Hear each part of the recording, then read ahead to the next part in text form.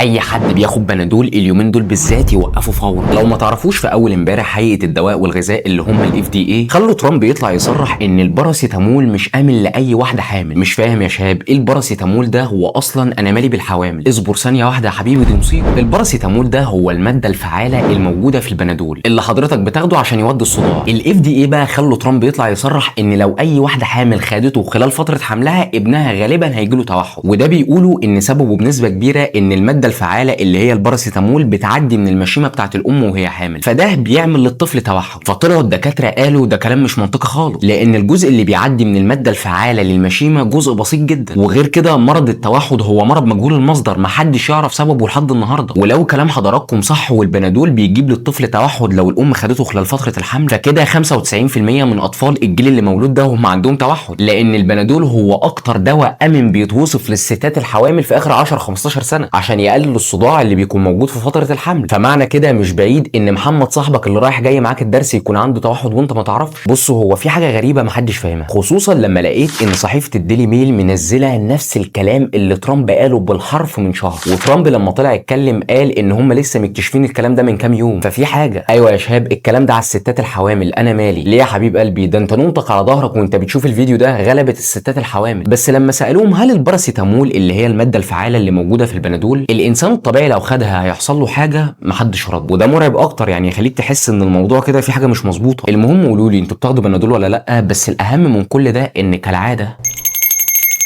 ما تنساش تعمل شير.